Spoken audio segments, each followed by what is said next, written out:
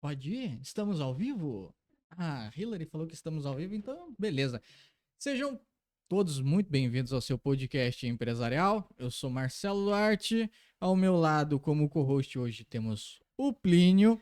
Mas antes de nós apresentarmos o nosso entrevistado de hoje, vocês podem ver que estamos diferentes hoje, né, Plínio? Hoje estamos com Exatamente. equipamento novo aí. Exatamente. Equipamento novo, microfone, tripé, até fone de ouvido. Mas boa noite a todo mundo, como o Marcelo falou. Só hoje como co-host, não como atrás das câmeras. Seja todo mundo bem-vindo a mais um podcast. Episódio número 139.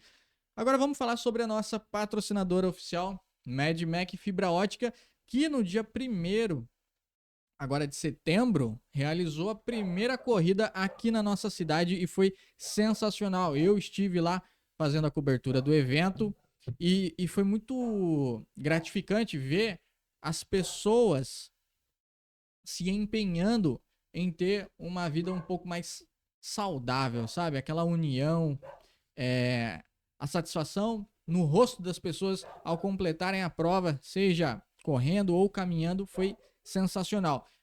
Já serve de incentivo para você aí que está na sua casa sedentário começar a se mexer, tá? Mas Mad Mac Fibra Ótica está patrocinando este episódio número 139. Mad Mac possui internet de 80 a 1 GB, então se você está precisando melhorar seus estudos, melhorar os seus downloads, seus uploads, melhorar a internet, o tráfego da sua internet na sua casa, na sua empresa, onde quer que você esteja, Mad Mac Fibra Ótica, nós estamos ao vivo, usando a internet, transmitindo pro YouTube, pro Instagram e pro TikTok, correto? Correto. Agora vamos, sem mais delongas, Vamos apresentar lá. nosso entrevistado de hoje. Ele que veio através do Juan Salles. Um grande abraço, Juan, obrigado.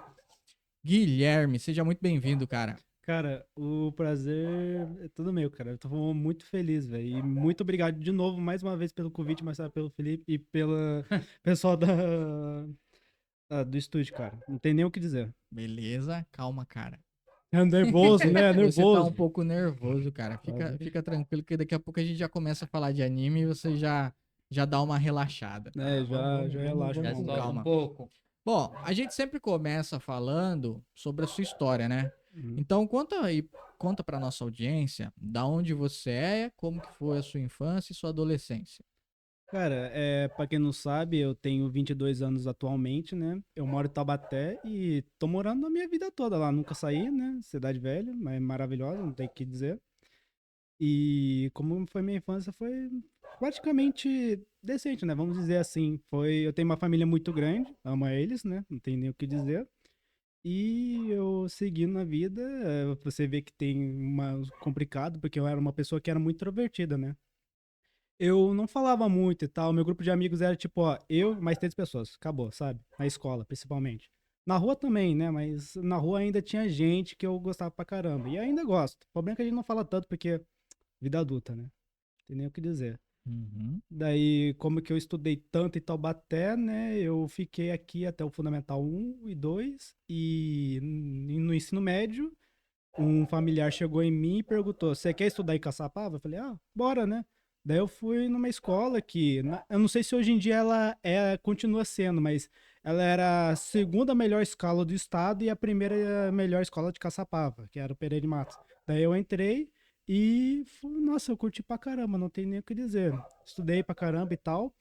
E uma das maiores amizades também sigo até hoje com elas. E era um grupo maior, que você tava pra ver. No começo eu era uma criança extrovertida. Quando fui crescendo, virando adolescente, adulto, que eu tava começando a me soltar melhor, entende? E foi maravilhoso nessa época. Até acabar, chegou o Covid, né? Pode falar Covid aqui? Claro, Ah, mano, beleza. pode, tá tranquilo. Pulando. E com isso, o nosso último ano foi IAD, fazer o quê, né?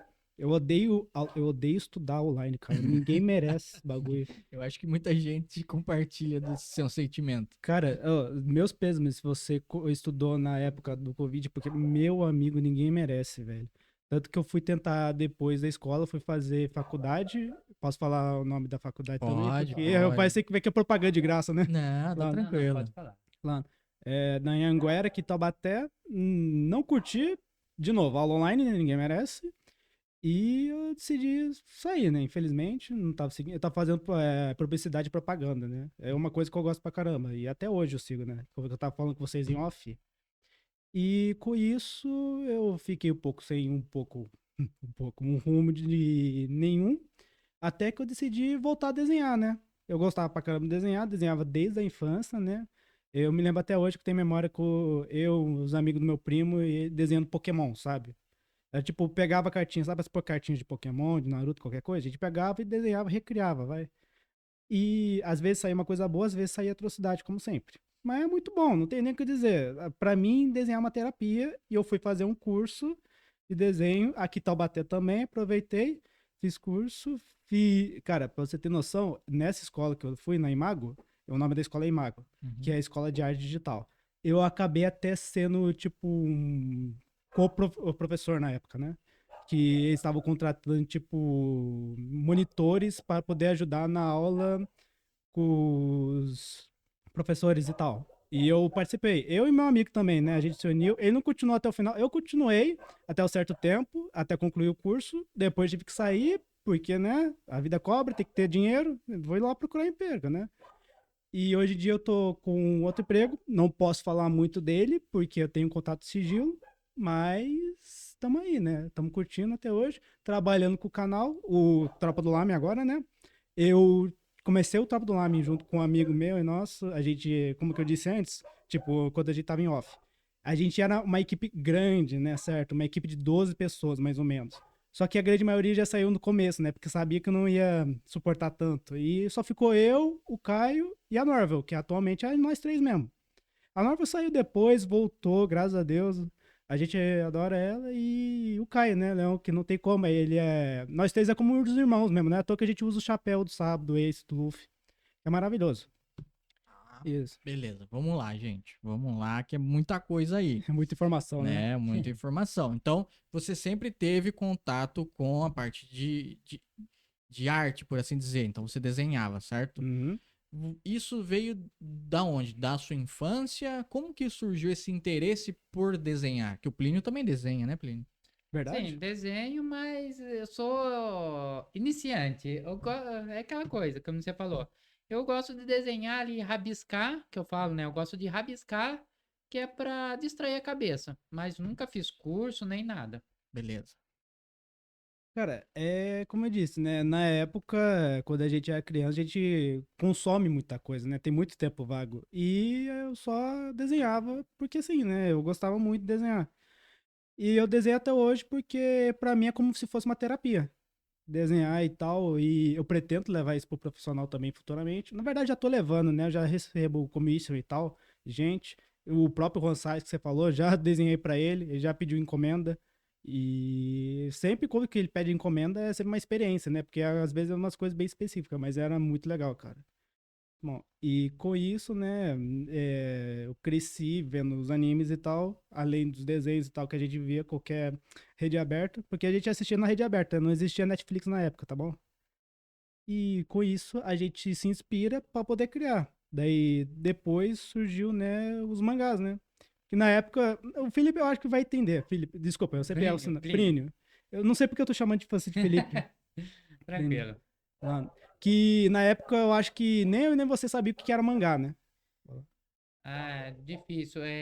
Na minha época, eu sou um pouco mais velho que você. Uhum. Eu peguei a época da TV Manchete. Na TV Da Manchete. TV Manchete que praticamente exportou toda essa cultura de anime do Japão para cá para o Brasil. Foi graças na TV Manchete que hoje tem essa cultura grande e forte aí, né? Com certeza. A falecida Manchete. E, e eu tive o contato com anime através da TV Manchete, mas sobre mangá foi com a, acho que JBC, foi, ou, não, acho que é Panini, O Panini também. Panini, foi quando ela trouxe os mangás do Dragon Ball clássico pro Brasil. Não. Foi aí que eu tive o contato com o mangá mesmo. Pra quem não Foi. sabe, a Panini é uma editora. É editora de livros, não é só mangá, que nem mangá são produtos, né, histórias vindo do Japão. Mas a Panini, ela não traz só mangás, ela traz histórias em quadrinhos americanos, né, de super-heróis e diversas outras obras e livros. Tá, beleza. Então temos você ali num grupo de 12 pessoas. Uhum. Que os 12 se conheciam? Mais ou menos, a grande maioria eu conhecia, mas as outras também não, porque era tipo eu e o Caio chamando uma rapaziada. Quem me chamou para esse projeto foi o Caio Leão. Ele que curtia. Por quê? Simples, porque na época, que eu acho que foi 2018, 2019 por aí, eu tava maratonando One Piece. Certo. E com isso eu conheci um canal chamado Canal do Mugiwara, que infelizmente não existe mais e provavelmente o criador não vai continuar com o projeto. Eu fico triste com isso porque eu era amigo dele. É complicado, porque a vida cobra. Como a gente sempre tá falando, a vida cobra. Então tem que trabalhar. E com isso, eu conheci o Caio, né, nos comentários. O cara chegou no meu Instagram, falou: "Ô, você quer criar um canal comigo?" Eu falei, meio aleatório, né? Um cara do nada que me conheceu recentemente pedindo pra criar um canal. E beleza, eu aceitei. Eu falei, posso chamar mais pessoas? Eu falei, pode. Daí eu chamei uma rapaziada. Eles viram, não foi pra frente. Então só sobrou eu, ele e a Norvel, como eu disse. E a gente tá firme até hoje, criando. E a ideia do canal não era nem de falar de mangá nacional. Era falar sobre animes e mangás mesmo, do Japão. Só que aí que veio a cartada. A gente falou de um mangá, ou comic, né, se vocês preferirem, que é O Rei de Lata. O que é O Rei de Lata? É uma obra nacional aqui, publicada pela New Pop, que já é uma empresa bem grande, que já abraça também a cultura nacional. E o Caio fez esse vídeo, eu editei. Vocês veem que a grande maioria dos vídeos é o Caio que grava, porque eu que edito a grande maioria também. E o vídeo bombou na época. Não, tipo, cresceu pra caramba, mas trouxe uma credibilidade bastante pra época. E a gente viu uma oportunidade com isso. Você falou, cara, mangá nacional tem um monte de gente que tá bem envolvida e tem muita gente talentosa também. Por que a gente não fala deles? Daí eu falei, beleza, vamos continuar falando. E a gente continuou até hoje. Estamos aqui com 13.260 inscritos, né, por aí.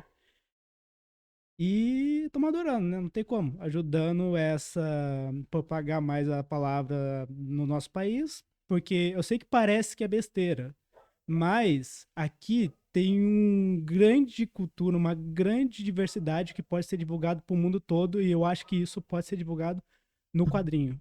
E isso é para mim é muito incrível poder compartilhar para todo mundo. Concordo. Acho muito interessante isso porque, por muitas das vezes, nós temos a tendência de consumir muito do que é de fora Uhum, e não daquilo que nós mesmos produzimos, exato. certo? Obviamente temos Japão, Estados Unidos como referências em alguns cenários, Coreia também que está entrando forte aí, A Coreia entrou forte. né? Mas é interessante saber que aqui no Brasil também existe a produção do mangá em si. E saber que vocês atingiram 13K no YouTube é uma marca expressiva. Ainda mais por um segmento que é ultra nichado. Mangá em si já é nichado, né? Ninguém lê tanto mangá, principalmente aqui no Brasil, que a leitura não é muito aproveitada. Só que no Japão os caras devoram mangá, que é uma beleza. Eles cresceram lendo isso. O Japão chega a ser uma cultura forte esse negócio de mangá. O tanto que os escritores de mangá, né? Para quem não sabe, mangá seria o referente histórias em quadrinhos aqui no Brasil. Os escritores lá no Japão, eles são venerados como famosos, né? São os atrizes aqui do Brasil, como os atrizes aqui do Brasil, eles são extremamente famosos lá, tem que andar com segurança do lado deles. Muitas vezes, muitos que é chamado de mangaka lá, eles escondem a própria identidade para não ser reconhecido Nossa, na rua, verdade. porque tem uma perseguição muito forte com eles. Isso dá até um medo, cara, porque recentemente a gente teve o final de Boku no Hero, né? E, cara, o pessoal da internet tá atacando pau, né? E a grande maioria nem leu o mangá, nem, tipo, Não, consumiu nada pra poder falar e já tá falando um monte de atrocidade. Mas aí que tá, o final é bom? Não, mas também não quer dizer que você tem que matar o cara, né? É complicado. Aí eu entro numa outra questão que é a seguinte: é, o que é bom e o que é ruim é subjetivo. Exato. O que é bom pra mim pode não ser pra você. E a partir do momento em que você tem o autor, certo? Você tem a sua obra, você tem na sua mente como que você quer terminar aquilo. Exato. Então você vai seguir por uma lógica, né? É sua arte, é sua história, você termina ela do jeito que, abre aspas, do jeito que você quiser, fecha aspas. Uhum. Porque nós sabemos que existem duas vertentes. Tem a vertente do mangá, o escritor fazendo o mangá, e tem a vertente da, da editora, tipo uma Toei da vida, Exato. que pode seguir uma outra história. Tipo, ah, não concordo com isso do mangá, eu vou para uma outra vertente, que é normalmente, um bom exemplo é o Dragon Ball Super, É. certo? Então, assim, você tem ali duelo de interesses. Por um lado, pode ser bom para um, como pode ser ruim para outro, certo? Igual você, no canal, vocês gravam vídeos, certo? Vocês produzem vídeos. Uhum. Vocês produzem vídeos a partir do que vocês acham interessante, do que a sua audiência pede, ou é uma mescla dos dois? É praticamente uma mescla dos dois, porque a audiência tá lá pra consumir o quê? Mangá e mangá nacional, ambos os dois, né? Se eu postar um vídeo de Naruto no dia, se eu postar outro vídeo falando de Jack do Limbo, que é outro mangá nacional maravilhoso, eles vão consumir de qualquer jeito. Agora, a diferença de views vai ser um pouco complicada. Por quê? Porque no canal é o seguinte, a gente fala de mangá e tal, mas quando se fala de mangá nacional, a quantidade de view aumenta. Agora, quanto que é de um mangá que pode ser de nicho, que não é brasileiro, ou que também é do Japão, mas ninguém liga, acaba diminuindo a quantidade de view, mas por razões óbvias, e claro. Mas se eu, tipo, chegar a falar, vou falar do capítulo atual de One Piece, vai ter view querendo ou não. Mas aí que tá, né? O público de One Piece já tem o pessoal estabelecido, que é o pessoal do Chapéu de Palha, que é o pessoal do Mangaka, que é o pessoal do Pedro Bandeira, exato. Então, eles que quiserem consumir a coisa brasileira, quer dizer, brasileira não, uma coisa falando o capítulo novo de One Piece, eles vão nesses mangás, não vai na gente. Por quê? Porque a gente é um canal que foca em mangá nacional. Então, obviamente, o público vai querer consumir mangá nacional. Perfeito. E como que vocês chegaram a 13K? Cara, às vezes até eu me pergunto porque, como que eu disse, é um público muito nichado. Já é de mangá, que é de nichado. Agora, mangá só é complicado. Mas como que a gente tá no Brasil e tem muita gente que consome, não aparenta, mas o pessoal que consome mangá nacional é pessoal que cria mangá nacional. Então, meio que para atingir esse público, é o público que eles mesmos criam. Tipo, um se inspira no outro. E isso, além de ser muito legal, pode ser meio prejudicial. Porque se você só atingir esse público, como é que você vai englobar para mais gente para poder atingir ainda mais? Porque querendo ou não, a gente cria porque gosta, sim, maravilhoso, mas tem que atingir um público querendo ou não. Tem que ter mais demanda. Por isso que geralmente o pessoal vai fazer o quê? Vai fazer anime, vai fazer comercial, vai fazer publi, vai fazer revista derivada e por aí vai. E aqui não é diferente, né? Aqui não é diferente. Perfeito. Mandaram uma pergunta aqui. Pede pro Dark, que é seu vulgo, né? É. O vulgo Dark, falar sobre como é trabalhar em equipe, cada um em um estado diferente. Cara, eu não vou mentir pra vocês, não. É estranho, porque eu, o Caio e a Norvel, a gente nunca se viu na vida real, pra vocês terem noção. Eu nunca vi ele pessoalmente, eu nunca vi nenhum dos dois. E, tipo, eu sou Taubaté, o Caio, ele morou em Rio de Janeiro, foi em Rondônia, tá morando em Rondônia atualmente, e a Norvel é de Goiânia. Olha o extremo entre nós três, sabe? E é muito grande. E o pessoal que eram os dois que eu te falei antes, era tipo o pessoal de Caçapava, o pessoal de São José, que era perto de mim. Agora esse aqui, tipo, é o extremo do extremo. É muito difícil chegar um perto do outro. Tá. Então, beleza. Temos aí uma empresa diferenciada. Home office 100%. Home office 100%. Como que funciona para vocês fazerem a parte de agendamento para reuniões, definições de pauta, gravações em si e a pós-produção? Então, é o seguinte, quando a gente planeja um vídeo, uma live, a gente tem um grupo derivado, que é o grupo do Zap e tal. E esse grupo, a gente joga as ideias, faz uma, como é que se fala? Uma explosão cerebral, né? Alguma coisa do gênero. Uhum. E a gente deriva as ideias. Não dura muito tempo porque a gente é, tipo, muito direto. Tenho essa ideia, tá, faz lá, gravei, tá, eu edito. Daí posta, tá, postei, pronto, acabou. Só que, às vezes, temos que fazer uma coisa, porque, pô, essa ideia é boa, mas vai demorar, não vamos conseguir postar semana. Segura e posta semana que vem. Ah, a gente precisa fazer um shorts falando da empresa. Tem empresa que já chamou a gente e tal, fazer propaganda, e a gente tem que fazer semanalmente esses shorts e tem que postar. Se a gente não postar, pronto, já era, não tem como continuar. Então tem que planejar, tem que se concentrar nisso. Então a gente tem que focar numa coisa em vez de focar na outra e não perder o foco, porque senão a gente perde qualquer coisa envolvendo o canal ou até mesmo empresa que pode nos contratar. Tipo, não é uma empresa grande, mas também a gente não quer perder a confiança, porque como que o pessoal se dedica tanto para falar da gente, falar do mangá nacional, a gente tem que, desculpa, tem que pôr um pau na mesa, porque Uhum. senão, além de não conseguir acertar a demanda, a gente também perde o respeito do pessoal. Tipo, eu chego você e falo, ô, vou fazer um vídeo do seu mangá. Beleza, quando for postar, posto por aí. Depois de 2 anos eu esqueço, entende?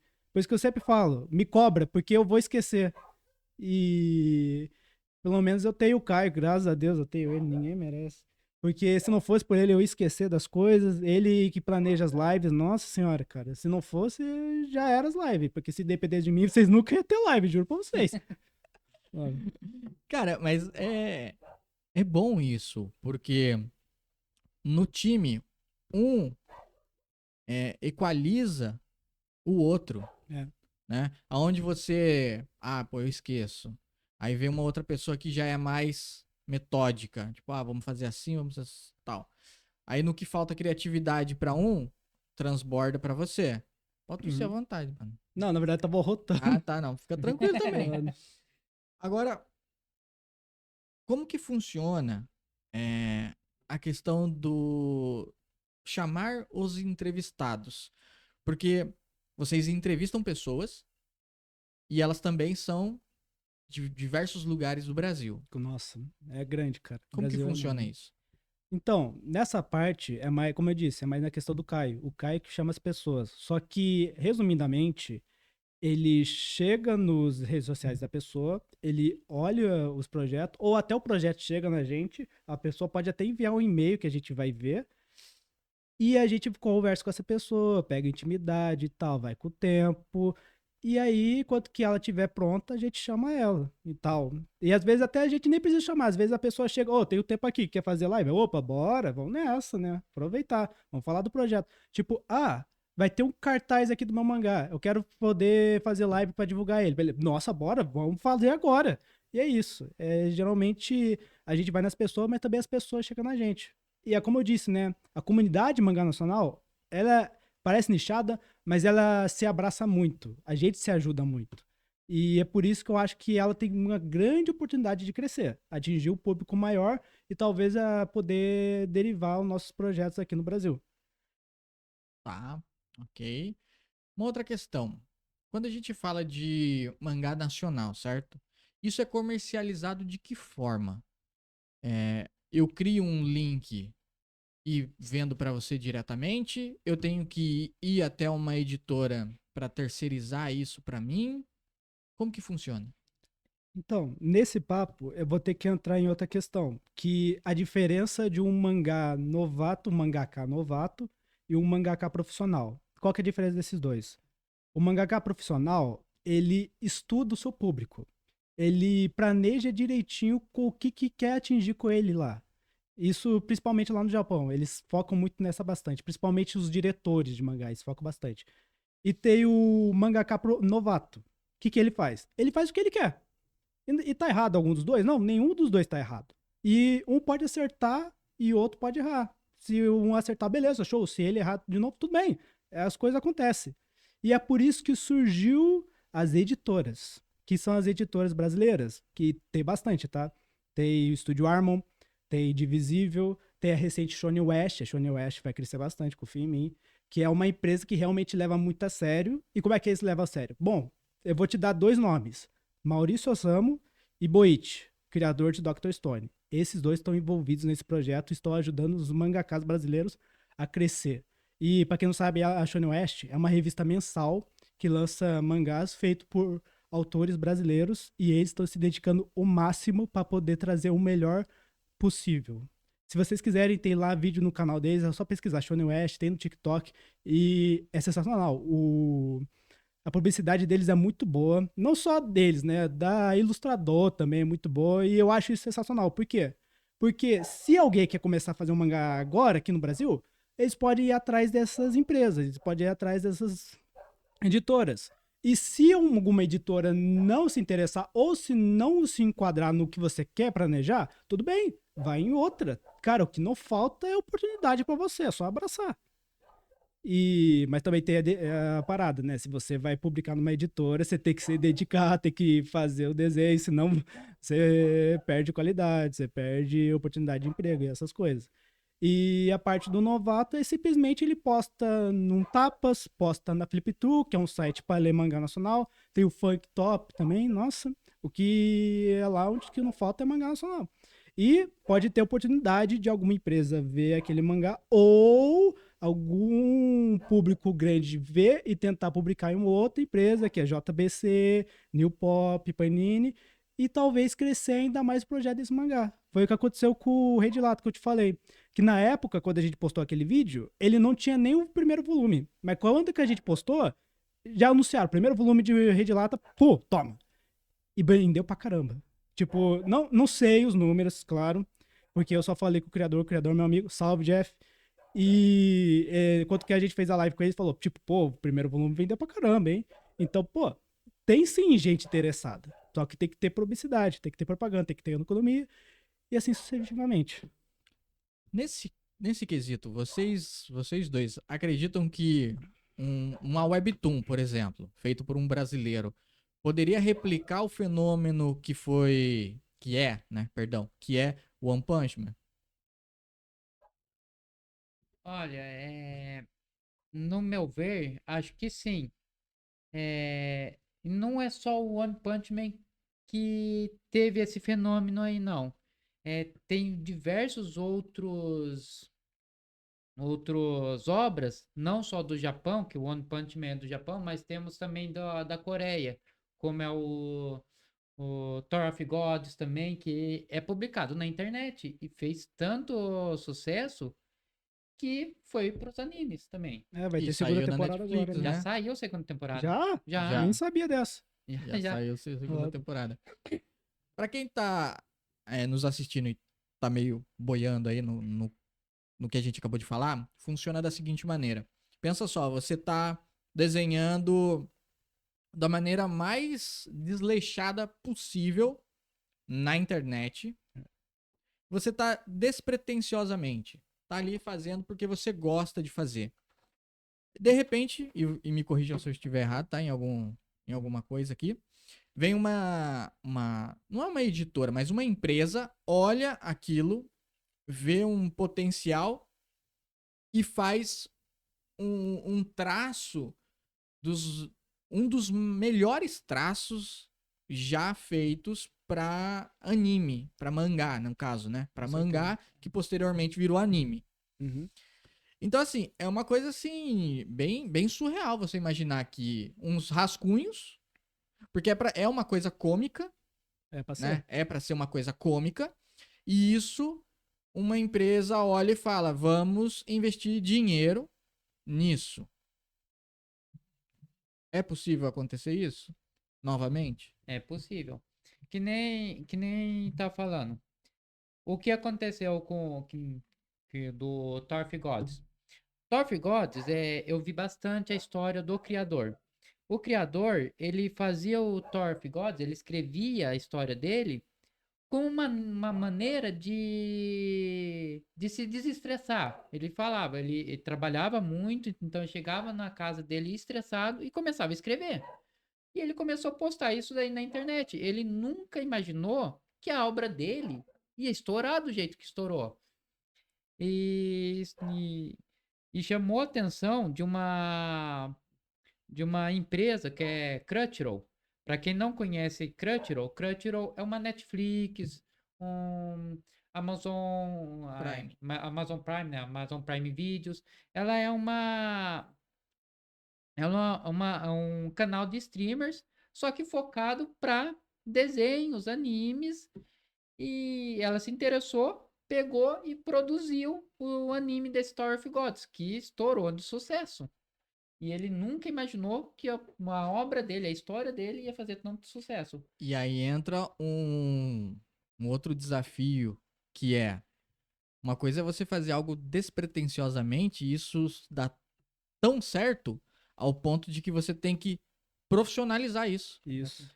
Porque E- as pessoas, elas esperam cada vez mais de você algo novo, algo de valor e que a qualidade ela só aumente. Porque se você erra, e é igual o final do anime, É. a partir do momento em que você erra, vai ter um monte de gente insatisfeita com você por N motivos.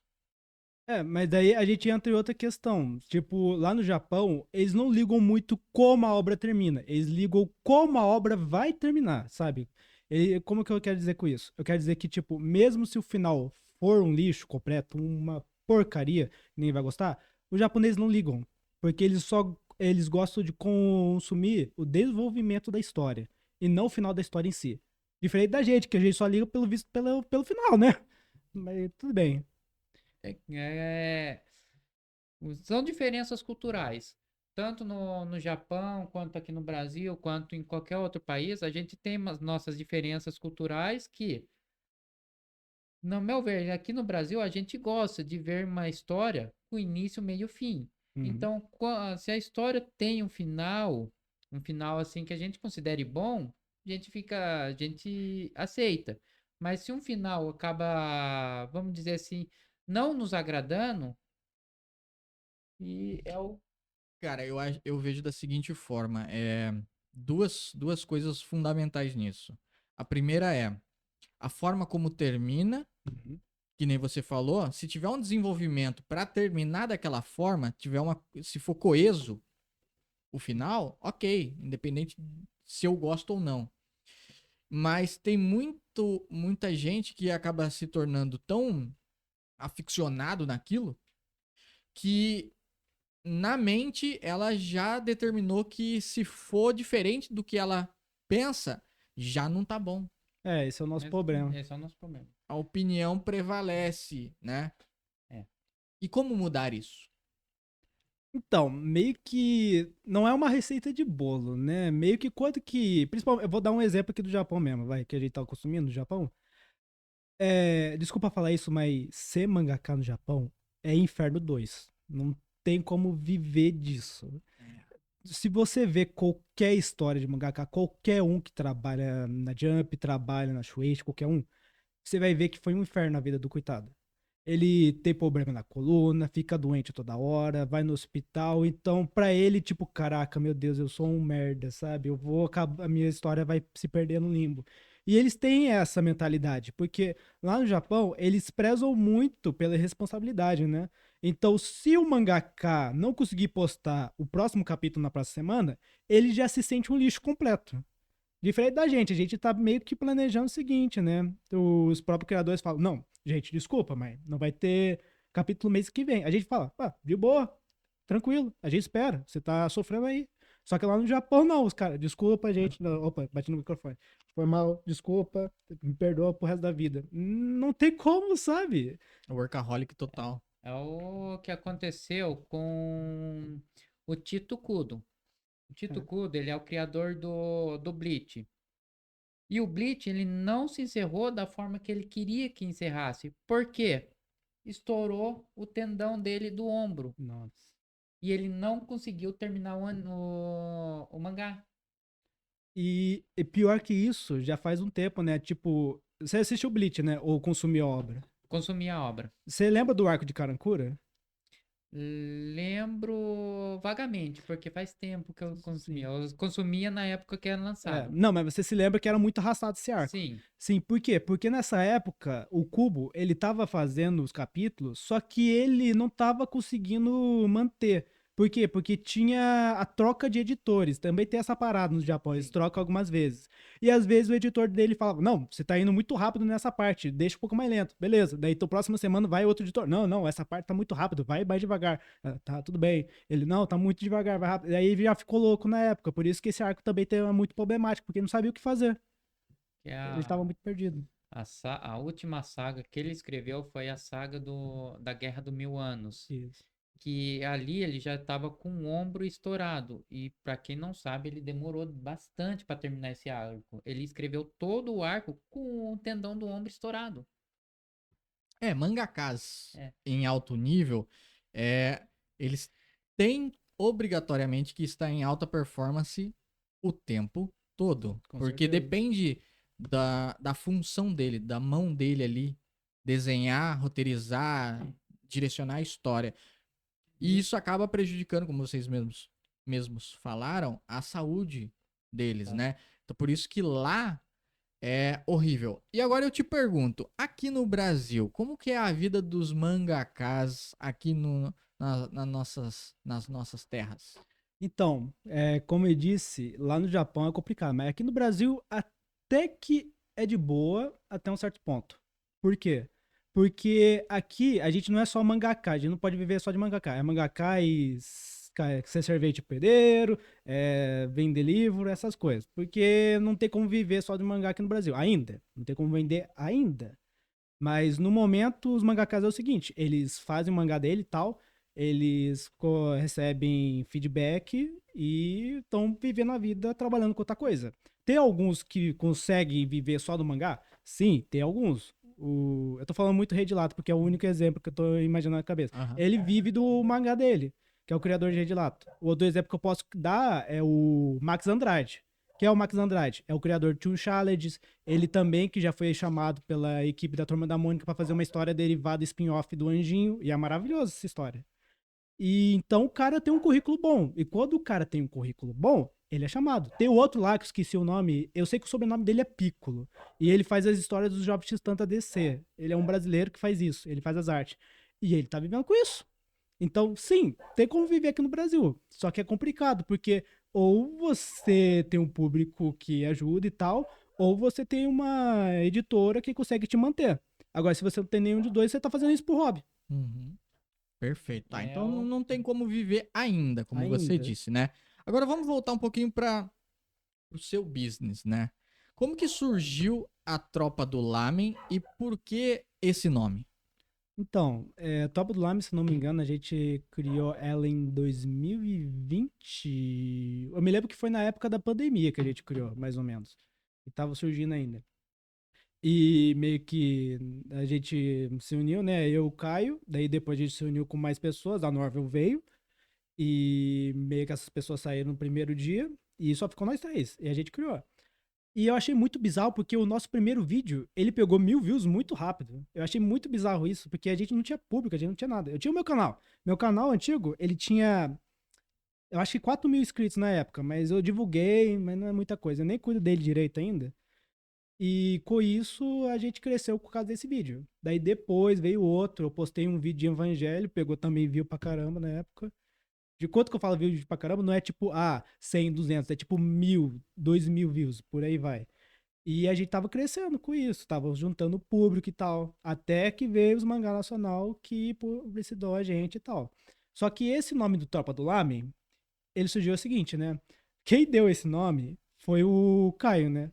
Ele chegou lá e falou: Ô, vamos dar um nome aqui pro canal. Tropa do Lamen, pensei nisso. Ele falou: não sei, vamos continuar dando ideia pra nome. Daí o outro dá uma ideia, o outro dá, o outro dá, o outro dá. E no final a gente ficou com o Tropa do Lamen mesmo, porque era o menos idiota. Entendi. Mas era mais ainda incrível, cara. E por que como que surgiu a logo? A logo fui eu que desenhei mesmo. Nossa, vocês iam dar risada pra caramba da primeira logo, porque era tipo um pote, dois palitinhos assim vermelhos, com o fundo sumiê, acabou.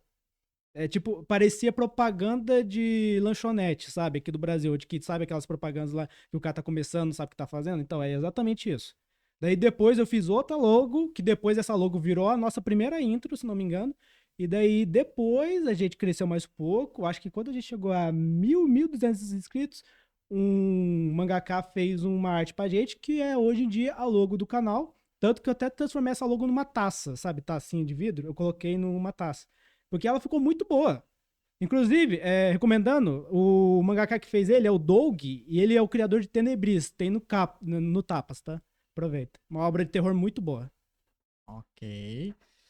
Bom, lamen é uma comida tradicional do Do Japão. Japão, certo?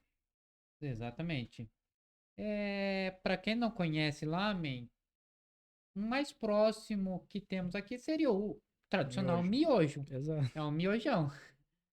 Só que lá eles incrementam mais, é, colocam peixe, algas, que eles consomem bastante frutos no mar. Então eles misturam bastante frutos no mar no macarrão deles, né? Uhum. Top. Plínio é cultura, né, Plínio? Não. Bom, monetização. O YouTube já tá monetizando? Já monetizamos faz tempo. A gente monetizou depois de um ano do canal, se não me engano. Só que a gente não ganha tanto com o canal. A gente ganha, tipo, as coisas derivadas do canal. O que eu quero dizer com isso? A gente tem o dinheiro do canal, sim. Tanto que a gente sacou o primeiro $100 dele recentemente. Porque, pra quem não sabe, quando você cria um canal, quando você é monetizado e tal, você só pode sacar a primeira vez quando tá com $100. $100, menos que isso, você não consegue sacar. Daí quando a gente sacou finalmente, usei pra pagar conta, se não me engano, mas é isso.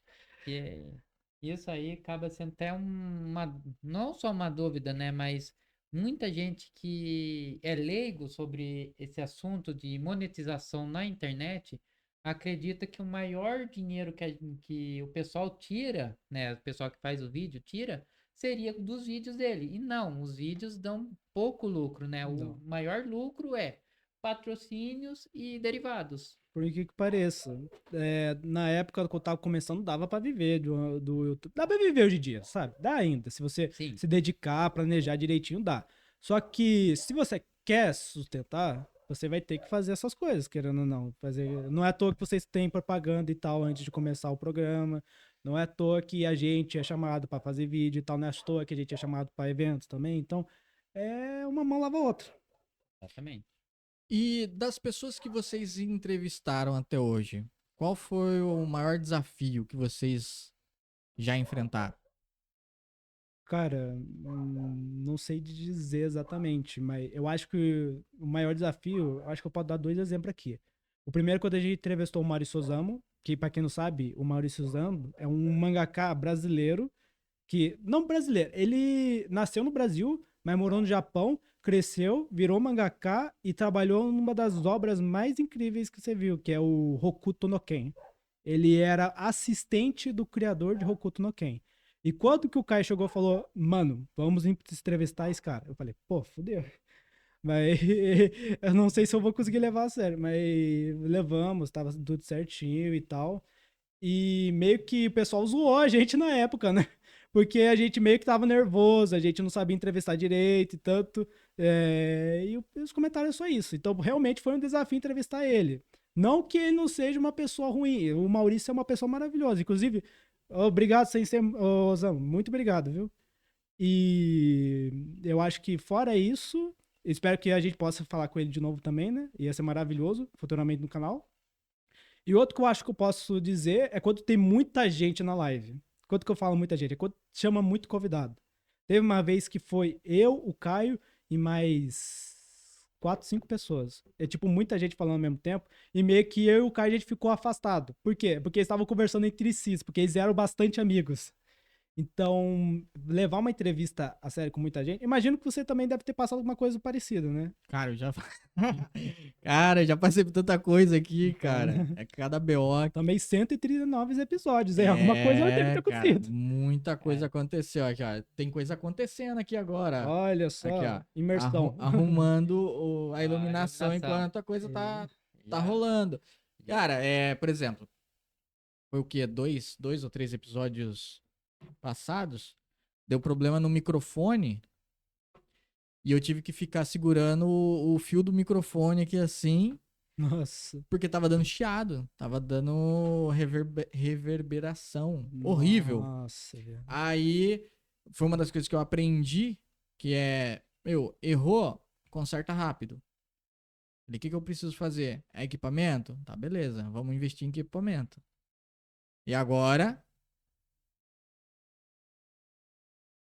E eu falei o quê?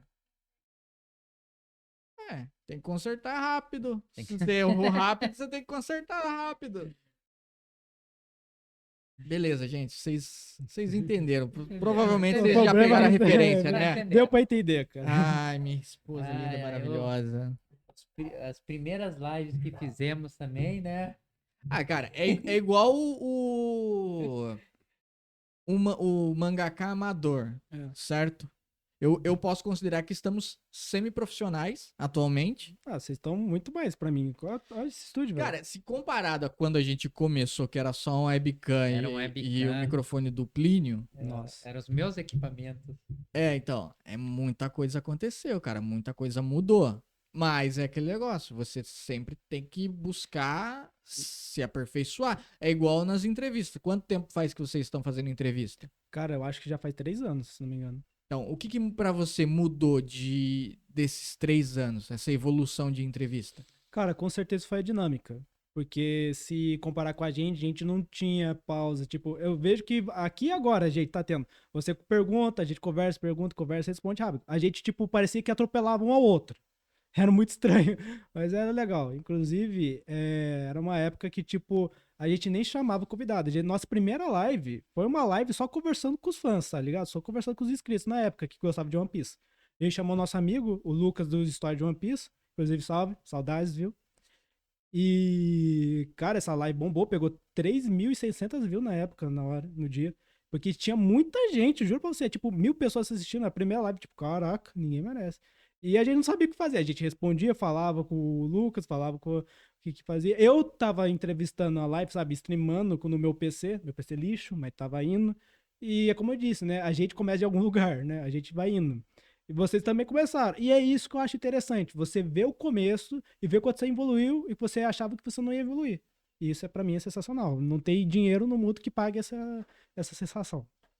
É isso aí. Então fica de dica pra você que tá com receio de começar algo, comece, né? Exato. Faz quanto tempo que você não faz algo pela primeira vez? Cara, essa daí é uma das frases assim que eu escuto que acho muito interessante. Ter experiências novas. Mas vamos lá. Mangás nacionais, certo? Uhum. Como que funciona pra você criar um mangá? Cara, comparada lá no Japão, eu vou comparar com o Japão porque é Referencial, né? referência, não É tem como, os referência. caras são gigantes. Aham. Eles que criaram pra nós e a gente tá usando como base. Que quando você vai criar um mangá no Japão, você geralmente começa com one shot. O que é one shot? É uma história de um capítulo. Aqui no Brasil é meio complicado porque às vezes a pessoa não sabe o que tá fazendo. E não tá nada de errado, você tem que aprender com os erros mesmo. Só que quando você começa, geralmente a pessoa quer começar com uma história grande, quer fazer mais de um capítulo, quer fazer. Tem gente que posta semanalmente. Gente, não faz isso, pelo amor de Deus, cara. Você vai se matar de desenhar. E acaba desistindo do projeto. Isso acaba sendo meio triste, porque a pessoa podia ter sido um potencial enorme, podia ter sido o novo Eiichiro Oda. Só que, como que ela começou de um jeito errado, acaba gerando uma variação que não foi no caminho certo. E com isso, acaba desistindo do processo. E como no Japão os caras estão levando o bagulho a sério, o pessoal manda one shot, fala, você é muito bom, vou te aceitar aqui. E daí publica lá, chama um editor. Se o editor gostar de você, vamos analisar essa história aqui, vamos montar tudo certinho. Inclusive, é muito interessante você ver o primeiro capítulo da obra e o one shot dela. Por quê? Porque é uma história completamente diferente uma da outra. Tipo, eu acho que o que eu posso dar um maior exemplo aqui é de Naruto. Por quê? Naruto, quando que o Kishimoto foi fazer a história, era uma coisa bem diferente do que a gente tava imaginando que ia ser no final. que o Naruto, ele seria um ninja, óbvio, lá, só que nesse mundo é uma coisa meio diferente do que o convencional, que era do mundo ninja e tal, são órfãos de guerra, estão confrontando entre todos e tal, e todo mundo era humano. Só que na parte one shot é meio estranho, porque o Naruto lá, ele é filho da Kyuubi. E pra quem sabe, a Kyuubi é o demônio das 9 causas que tá, sei lá, no estômago do Naruto. Só que lá naquele one shot ele era filho e mataram a Kyuubi, se não me engano. E o Hiruzen era um macaco. Então olha o nível do que. Olha como que evoluiu. O cara tinha uma ideia, foi modificando junto com o editor, teve um planejamento, fez o name. Pra quem não sabe, o name é tipo. Ah, resumindo aqui, não é o jeito certo, mas ele é tipo um storyboard. Mas não é um storyboard. É tipo um jeito que eles fazem pra fazer as páginas do mangá. O diretor olha, fala, tem como mudar uma coisa aqui, tem como colocar um balão de fala, vamos mudar a coisa aqui, vamos mudar o ritmo, e aí é isso. Depois ele vai finalizar a página, lança o capítulo da semana e ele vê feedback. Se o capítulo for grande, for tipo lá no top 1, no top 10, ele continua, ele não é cancelado o mangá. Mas se o mangá tiver muito baixo, não tiver bem de vendas, eles vão ser cancelados. O mangaka tem muito medo disso. Ele tem uma história planejada, tipo, para quê? 100 capítulos. Chega lá, a história termina em 20. Por quê? Porque foi cancelado. Não tem muito o que fazer, né? Aqui no Brasil, não. Aqui no Brasil, a gente vai fazendo a história e seja o que Deus quiser. A não ser se você trabalha numa editora, porque na editora, principalmente no Shonen West, é nesse padrão mesmo do Japão mesmo. Você vai ter uma história, se você não ficar no top 10, ou pelo menos grande, a sua história vai ser cancelada, a gente vai ser obrigado a disputar, e é isso. Ah, então, ok. Temos aí um mercado que é escasso, concorrido, mas de fácil entrada para todos. Exatamente. Então, por exemplo, eu posso chegar com a minha história e aí eles vão olhar, vão analisar e vão colocar à prova aquilo. Uhum. Se der royalties, beleza, continua. Se não, cancela. Cancela. No cancelar, você acha, ou no caso vocês acham, que a pessoa deveria reformular a história, ver, buscar um feedback do que poderia ser alterado? E na concepção de vocês, o que leva uma história a fracasso? Quer falar? Não, pode começar. É por causa que essa parada de continuar com a história é meio complicada, porque quando a sua história é cancelada, principalmente numa revista, a sua história não é mais sua, né? É da revista. Então você não pode continuar com essa história. Ah, tá. Então entra É. na parte contratual. Exato, nessa parada. Então, se você fizer isso. Não sei se no Japão é assim. Desculpa se eu estiver falando coisa errada, mas eu imagino que seja desse jeito, por isso que não continua algumas histórias. O mangaka vai ter que aprender com os erros, vai aprender com os feedback e vai tentar publicar outra, vai entrar em outra revista, vai tentar entrar em outra demografia. Ele vai queria fazer um shonen, mas não deu certo. Pô, vamos para um romance. Não foi um romance? Pô, vamos para um seinen. E assim sucessivamente. E na parada aqui no Brasil, ele pode continuar com a história. Tipo, a pessoa. Posso dar um exemplo aqui. O Sideral tinha acabado. O que é um Sideral? Um mangá sobre um moleque que tinha um amigo alienígena e ele tava querendo achar esse amigo de novo. Beleza. E o mangá tinha sido finalizado com uma história lá na publicadora, porque a publicadora, a editora dele, não queria continuar com a história. Daí fechou, tudo bem, fecha aqui. Só que o criador, ele fez um cartaz e tá querendo continuar a história. Ou seja, ele tem o direito de continuar. Só que no Japão não. Então, tem esses dois extremos, sabe? E você vai apostar. É que você tem que ter uma coisa. Ser mangaka é uma questão de apostas. Você vai apostar no que você acha que a sua história vai atrair o público. Se você apostou na história, tudo bem. Mas se o pessoal não gostar da história, ferrou. E se você apostar no personagem e tal, se você apostar na storytelling, então, assim, então se você realmente é, como disse, coisa de aposta, coisa publicitária. E se a Shueisha ou qualquer outra empresa quiser continuar, eles vão continuar. Mas se não tá te dando lucro, então, meu amigo, você vai de F. E pode ter mudanças também. Que nem, não só falar de mangá, mas vamos falar da história em quadrinho. Aqui no Brasil, o mais popular, acho que todo mundo conhece, Turma da Mônica. Exato. O que aconteceu com Turma da Mônica? Pra quem não sabe, Turma da Mônica não era Turma da Mônica, era Cebolinha. Era a turma do Cebolinha. Mas a Mônica fez tanto sucesso que o Maurício de Souza resolveu, então vamos fazer focado na Mônica, não no Cebolinha. Ele mudou a história totalmente e focou na Mônica. Foi no que tava dando certo. Exatamente. Inclusive, Maurício, muito visionário ele, né, cara? Criou Sim. uma das grandes potências aqui do Brasil. Anos 60, acho que era tirinha que ele fazia, né? Da Turma da Sim, ele Mônica. fazia Ele coisa de fazia jornal, tirinha. cara. E ele é um cara que pensa muito pela frente. Ele também já fez um personagem que era tipo um personagem que fazia humor negro. E o humor negro naquela época não era bem visto, sabe? Então era um personagem que era muito pensado pela frente. Hoje em dia tem Rick and Morty, tem South Park, sim, essas paradas. Só que o Maurício, tipo, ele planejou isso antes e tal. E caraca, eu falei, genial. Ele obviamente não pôde continuar, porque a empresa, não, pô, você tá usando esse personagem pra falar de sangue, pra falar de Satanás? Não pode, cara, tem que continuar. E sim, isso existe. Tem um personagem da Turma da Mônica que é assim, eu não me lembro qual era o nome, mas é um personagem que fazia humor negro. E era estranho. Não era o algo exagerado, porque ainda é pra criança, mas Sim. dava lá. Eu acho que, assim, é um pouco triste, vou colocar dessa forma, saber que nós, no Brasil, temos apenas uma referência. É bom que temos alguma referência, mas é triste saber que só temos uma. Então, através da Tropa do Lamen, perdão. Através da Tropa do Lamen, o objetivo de vocês é fomentar isso ao ponto que nós possamos ter outros exemplos? Com certeza. Se a gente fizer alguém crescer tanto assim, eu vou ficar feliz e falar, cara, esse maluco, eu vi potencial, ele vai crescer. E ele cresceu.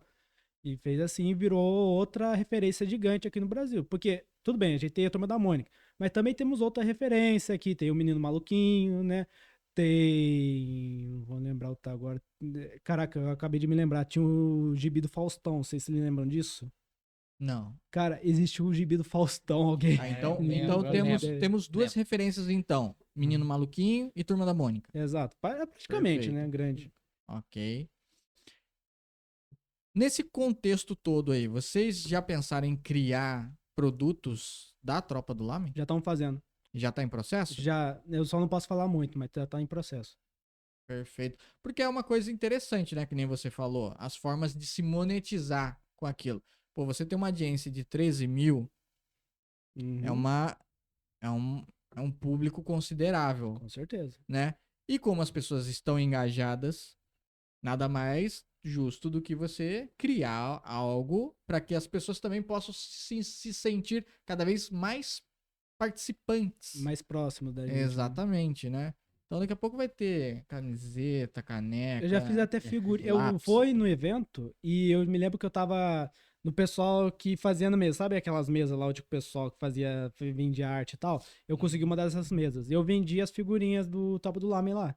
Não só isso, falava do canal e tal, mostrava meu portfólio. O portfólio, pra quem não sabe, é o currículo do artista, onde que ele deixa os melhores dos seus desenhos. Então, cara, é coisa assim, se juntar com a equipe e fazer uma coisa da hora. Em relação a eventos, vocês participam de eventos? Participando. Eu tenho um quadro no canal que é eu entrevistando o pessoal em eventos, sabe? E chegando com a câmera e tal. Obviamente, se a pessoa não quiser, eu censuro, mas ela aprovar, tá aprovado. E eu tô com saudade de fazer isso. Provavelmente eu vou nesse que vai acontecer em setembro, lá em São José. Não sei se você sabe, mas vai ter Expo Comics de 2024. E vamos ver se vai sair uma coisa Sabia legal. dessa aí, Plínio? Sabia. É, o Plínio Vamos tá ver. sempre antenado. É, boa, velho. E o que vocês acham sobre os eventos em si na nossa região e no Brasil? Cara, eu vou ser sincero, é um dos melhores. Tudo bem que eu nunca fui para um evento de fora, sabe? As únicas vezes que eu viajei de fora não tava nada a ver com isso. Mas os eventos aqui do Brasil é gigante, tem canal que só se concentra em fazer evento, tem canal que só faz propaganda do evento também, tem até gente que só o objetivo dele é entrar no evento só para curtir. Por quê? Porque é um público legal, é o público que tá nesse derivado.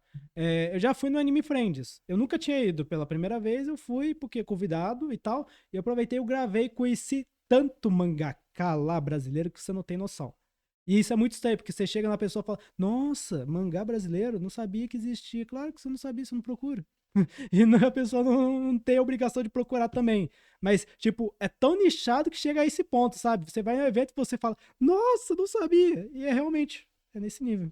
Ó, aqui o nosso suporte técnico aqui mandou.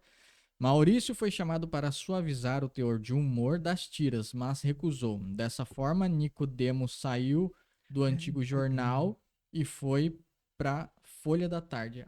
Abre aspas. Folha da Tarde, fecha aspas. E o Juan Salles comentou que é muito bom ver um amigo subir assim e para você comentar sobre o final de Boku no Hero. Ah, tamo junto aí. Obrigado e tal.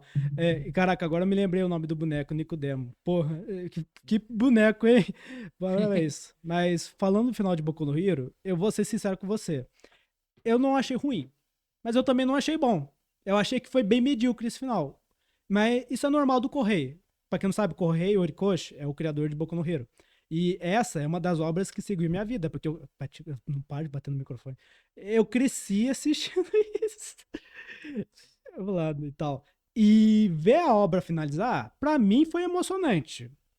Eu concordo com todo o final? Não, mas, cara, foi tipo 10 anos acompanhando isso. Eu me lembro que quando que eu e o Juan, a gente foi falar disso, a gente pegou o último capítulo. A gente analisou página por página, quadro por quadro, pra ver se a gente não perdeu nada.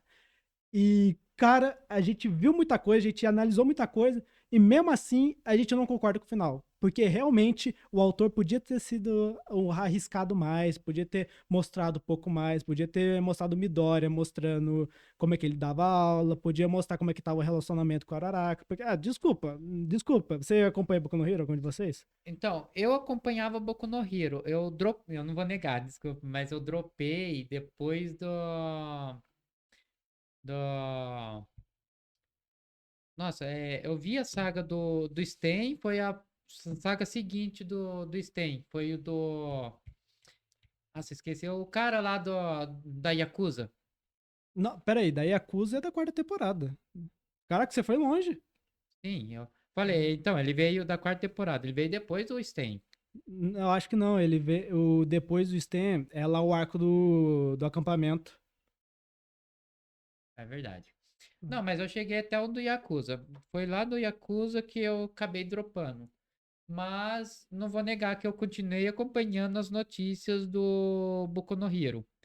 E para ver, né, como que terminou, mesmo que eu não tenha acompanhado, eu vi o jeito que terminou lá e eu achei meio fraco, não vou Ah, negar. com certeza. Porque a história, no primeiro capítulo, já fala: essa é uma história de como eu me tornei um herói. E no final, ele não se tornou um herói, ele não é nem reconhecido. Então, esse é um assunto meio delicado, porque quando que a gente foi ver isso, não é verdade. Por quê? Porque quando que o Midoriya, eles falam, o Midoriya mentiu pra gente, ele nunca mentiu pra gente. Porque aquilo lá não é uma tradução certa. Porque lá no Japão, meio que as palavras têm subsentido, às vezes, os kanjis. E em vez de ser o maior herói do mundo, ele falou um grande herói. Então, não é bem certo. E eles não têm culpa, o japonês não tem culpa, mas aí a gente meio que cria uma expectativa por ele ter falado isso e tal. Sim. E no final ele ter terminado com o professor, eu não achei ruim, sério, eu não achei ruim a ideia dele fechar com o professor. Mas ele queria dar um ar pessimista. E eu acho que esse foi o maior problema do Correio Horikoshi. Ele queria ter dado um ar pessimismo, uma história que começou muito otimista, sabe? A gente queria ter visto o Midori feliz com a Araraka, a gente queria ter visto ele tirando as sarninhas do rosto, né, pro lado, ele não tendo o cabelinho de lésbica. O pessoal vai me cancelar agora, mas eu não gostei do cabelinho de lésbica, gente, foi mal. Isso. E, olha, mas me desculpa, tá? No último capítulo, ele confirmou o casal Labrava e Geto. Labrava e o Jetli, né, o nome dele. Ele confirmou Eri Toba, mas não confirmou Izuku e Uraraka. Pelo amor de Deus, né? E tem aquela também que eu falei, eu acompanhei, então eu vi também as declarações do criador. E ele falou mesmo que quando ele começou o mangá, ele tinha uma visão do que é um herói. Mas quando ele chegou no final, ele já tinha uma outra visão do que é um herói. Exato, cara. Até Então, porque no Japão, os professores, eles são muito considerados. Tanto é que, Uhum. salvo engano, o professor é o único que não se curva pro imperador. Pro imperador. Que no Imperador. Japão ainda existe Ainda um é império, imperador. né? Existe, cara. Ainda... Não é um império. Mas existe o imperador, que é o resquício do império. Existe, então, a família. É que nem aqui no Brasil. No Brasil ainda existe a família real. Existe quem que é o, a pessoa mais Descendente. alta da família real, né? Tá. Que seria, se a gente voltasse para o imperialismo, já tem a pessoa que seria o rei. Uhum. O Brasil ainda tem. No Japão também tem. E essas pessoas é extremamente importante. E como eu posso dizer assim, para facilitar a pessoa a entender, é na própria Inglaterra. A família real da Inglaterra, todo mundo conhece a família real da Inglaterra. Todo Aham. mundo sabe quem que é o rei, quem que é a rainha. Só que ninguém sabe que lá não é um império. Lá é governo. Com, Uhum. com deputados, com senadores, com presidente também. Perfeito. Na Da hora. concepção de vocês, o que que um anime ou um mangá precisa ter pra ser considerado bom? Cara, aí que tá. Na questão de um anime, obviamente a gente vai querer animação boa. De preferência, uma animação boa, com dedicação e tal, um diretor bom, porque o pessoal tem que entender uma coisa. Animação bonita, anime bom não é só animação na tela, sabe? Tem que ter uma direção por trás, tem que ter alguém dirigindo pra fazer coisa. Não é à toa que Kimetsu bombou tanto. E eu tenho certeza que se Boku no Hero tivesse uma animação desde a quarta temporada para frente, que era ainda decente, boa, feito pelo Bones, em vez de ficar fazendo filme, ele ia ser falado até hoje. E é aquela coisa, a animação, querendo ou não, a animação trouxe para o público muitas histórias que era desconhecido para o público. Nossa, com certeza. Por quê?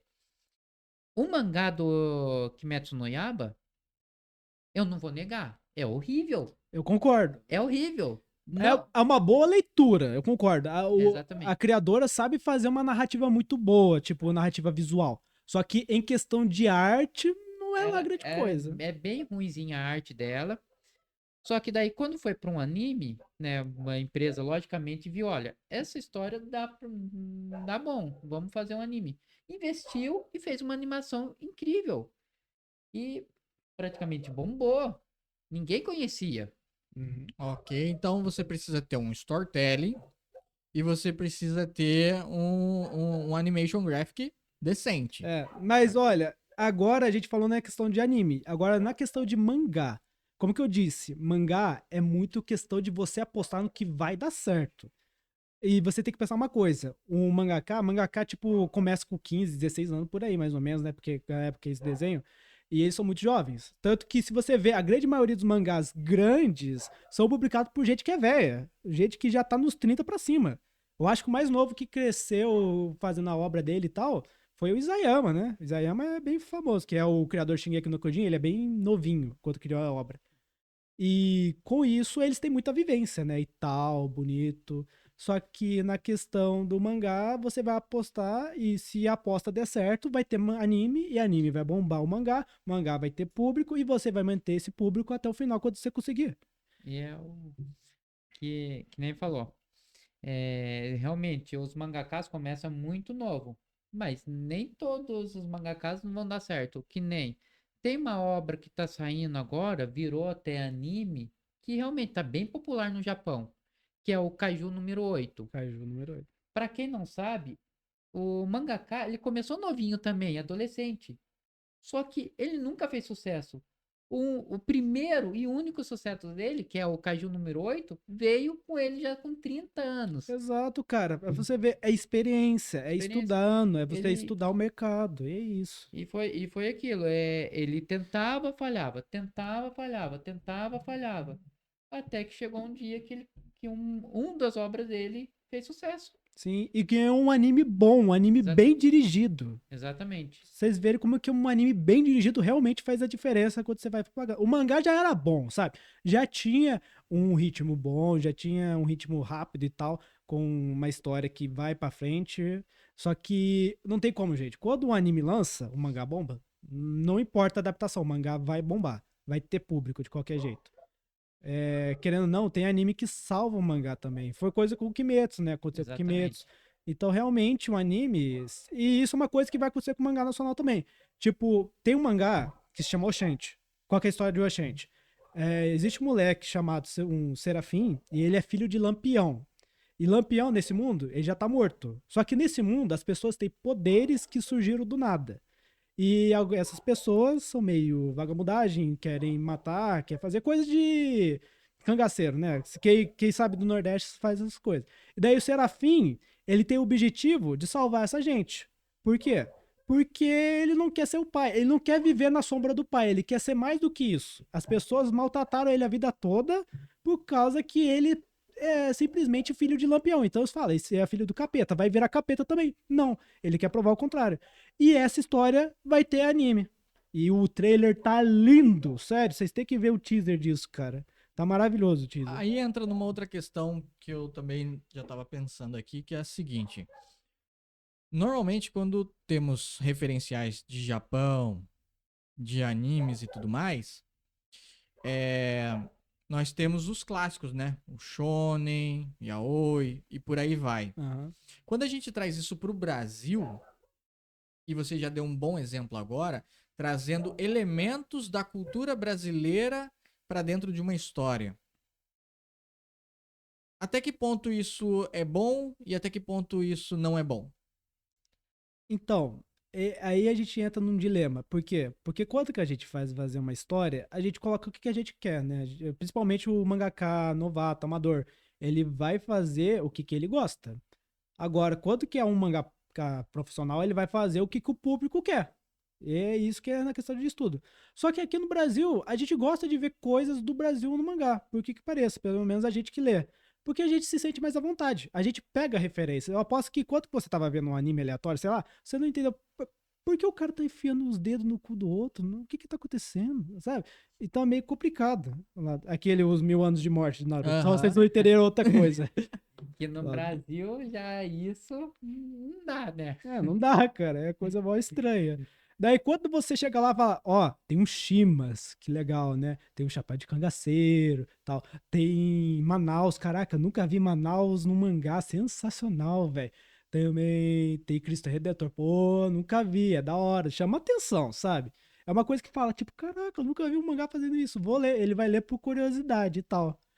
Então, essa questão de colocar nossa cultura no mangá, é permitido, sempre vai ser permitido. Só que vai chamar atenção, aí é outros 500, porque, de novo, a gente entra naquele papo. A gente vai colocar o que a gente gosta, mas a gente tem que prestar atenção no público, a gente tem que prestar atenção se vai crescer, e por aí vai. Inclusive, tem até diretor aqui no Brasil, que é da editora, ele tende a ajudar o criador a deixar o seu mangá mais comerciável. O que eu quero dizer assim? Eu quero dizer que tentar deixar o traço dele um pouco mais dinâmico, ou não dinâmico, ou até, sabe, superficial. Mas pelo menos deixar ele um pouco mais agradável para o público, tentar colocar dilemas, colocar ordem, colocar culturas diferentes e tal. Por quê? Porque é assim que o público quer. O público quer isso, a gente quer atingir isso, a gente não quer que sua obra seja cancelada. Então a gente vai fazendo esse objetivo. Vai dar certo? Não sei. Vai dar errado? Também a gente não sabe. Por quê? Porque a gente só vai saber até conseguir publicar.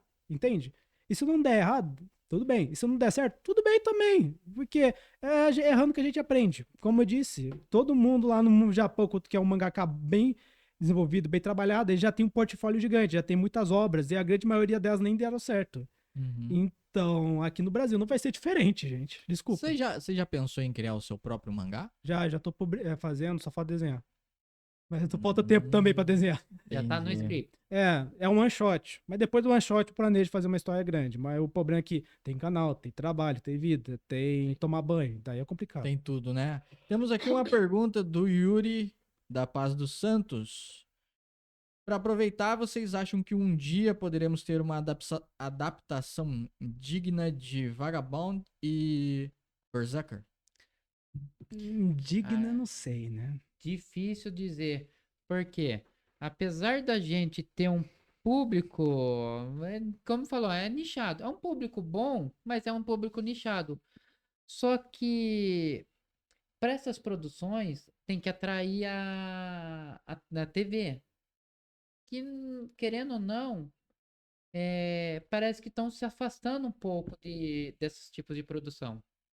Entendi. Até porque Berserker é uma coisa bem pesada, É né? pesado. Eu tô no capítulo, se não me engano, 216. Eu tô numa parte onde que tem uns trolls, esses trolls fazem cada atrocidade que eu vou te contar. E colocar isso na TV é complicado. Porque tem que ter censura. Querendo ou não, desculpa, gente, mas se Berserk for lançado e tal, ele querendo ou não vai ser censurado. Porque tem cada Sim, coisa que acontece nessa história. exatamente. Tem um capítulo inteiro só torturando mulher num lugar. Então, cara, é complicado você lançar esse Berserk. Berserk é bom? Berserk é maravilhoso, a leitura é boa, Kentaro Miura era um gênio, descansa em paz. Mas é meio complicado. Tanto que tá tendo até uns fãs estão fazendo uma fã animação que tá muito boa. Sendo bem sincero, lançou até trailer. Você viu isso? Não, não cheguei a ver os trailers do. Mas, cara, é bom, confia em Beleza, mim. vamos lá. Com o canal de vocês pretendem chegar aonde? Cara, primeiramente viver do YouTube, né? Primeiramente conseguir isso, conseguir sobreviver e tal. E se chegar, se for um ápice assim, talvez a gente conseguir fazer alguma obra brasileira ser reconhecida no mundo inteiro, ia ser sensacional, pelo menos pra nós, que ia ser uma coisa, porque a gente pode olhar pra isso e falar, a gente tava aqui no começo, a gente ajudou e a gente vai continuar ajudando, não importa como. Uhum, Então, se for esse o objetivo, eu quero abraçar ele. ok. Pra você, o que é o sucesso? Não sei te responder direito, mas eu acho que o sucesso seria você conseguir viver do que você fez, né? Ou pelo menos se sentir satisfeito com o resultado que você gerou. Ou Ok, pelo menos que te deu os resultados que você queria, ou pelo menos subiu os resultados que você queria. entendi. Vocês já pensaram em ampliar o time? Cara, a gente sempre tá tentando, esse que é o problema. Só que a dinâmica de nós três funciona tão bem que é meio difícil colocar mais uma pessoa, e daí essa pessoa também tem que receber, tem que fazer alguma coisa específica. Se essa pessoa não fazer nada, a gente vai cobrar essa pessoa, a gente não quer isso. Então, cara, até a gente pelo menos começar a receber bem, a gente conseguir manter um público, no caso público a gente tem, mas tipo um público que vê todo dia e tal, vai demorar e tal. Por quê? Porque a equipe é difícil. Eu imagino que vocês também devem imaginar isso. Porque se o cara não trabalha, a gente vai cobrar. E se a gente cobrar, o cara vai achar que tá sendo chato, vai sair e vai querer processar a gente. Mas é isso. Aonde vocês se veem daqui a um ano? Cara, eu me vejo pelo menos publicando uma página do meu mangá. Pelo menos isso. Lá, O one shot. um one shot, pelo menos. Caraca. A percepção do dinheiro. Quando você olha pro dinheiro, o que que você vê? Cara, eu vejo. Se eu depender do YouTube, não vou viver, não. Mas se a gente depender do processo do resto, a gente consegue alguma coisa, pelo menos. Porque mesmo a gente tendo público e tal, tendo publicidade, tendo gente que vê a gente, tendo parceria com qualquer editora e tal. Não qualquer editora, mas você entendeu o que eu quis dizer. Uhum. A gente tem uma oportunidade de crescer, viver na vida, ter um dinheiro e tal. Mas não quer dizer que é garantia que é isso. Porque, pô, são 3 pessoas no canal, a gente mal consegue postar um vídeo. E pelo menos tem live, pelo menos isso. Mas é realmente complicado. Ok. Quando você para na frente do espelho, você olha e vê tudo que vocês criaram durante esses anos, certo? Todos os desafios que vocês enfrentaram. Qual é a percepção que você tem de você mesmo? Cara, eu tenho a percepção que pelo menos eu amadureci. Dá pra ver que eu amadureci e tal. E dá pra ver que quando comecei o canal eu tinha muito tempo livre. Hoje em dia eu não tenho quase nada de tempo livre. É complicado. Mas dá pra ver que mudamos, né? Mudamos, a pessoa tem outra mentalidade. Eu ainda continuo não falando tanto assim, eu só converso com um amigo e tal, mas pelo menos em si, assim, falar com vocês e tal, eu consigo. E se eu continuar assim pro resto da vida, pelo menos pra mim já tá bom, sendo bem sincero. Mas se eu conseguir evoluir como pessoa, ser humano, acompanhar com a sociedade, vai ser melhor ainda. Mas vai, cara. Pô, você começou a conversa, você tava mó travado. Eu tava, cara, tava assim. Você tava nervoso pra Verdade, caramba. cara. Agora já deu uma. Já Já soltou. soltou. Mano, pode E tem, pegar água também. cara, fica à Pode, vontade. vontade. Cara, e tem uma outra coisa que eu aprendi também, que é o seguinte: se você tem dificuldade em alguma área, você tem que se expor a ela gradativamente. Porque você sempre vai melhorando. É Com igual certeza. a arte, o traço do mangá. Uhum. Você começou a rascunhar ali, pô, não vai sair tão bem quanto você esperava. Exato. Mas conforme você vai fazendo, você vai. É progressivo, né? Você tem uma constância e você vai progredindo naquilo. Daqui a pouco você tá aí dando palestra. Ah, palestra eu não sei, cara. Não sei se é muito a minha cara. Pô, palestra. É que eu já trabalho com essa gente também que já fez palestra, eu analiso isso. Mas se fosse para escolher outra coisa além disso, eu acho que ia ser top pelo menos participar de palco. Ia ser legal. Pô, com certeza, cara. Porque pensa só, você já se imaginou. Você já se imaginou entrevistando pessoas? Nunca na minha vida. Nunca. E hoje em dia você faz. Você É, realiza isso, certo? É a mesma coisa. Se permita. se permite evoluir, né? Se permita. Se colocar numa situação diferente da qual você tá acostumado, né? Você vai. Com certeza você vai identificar novos bloqueios, novos desafios.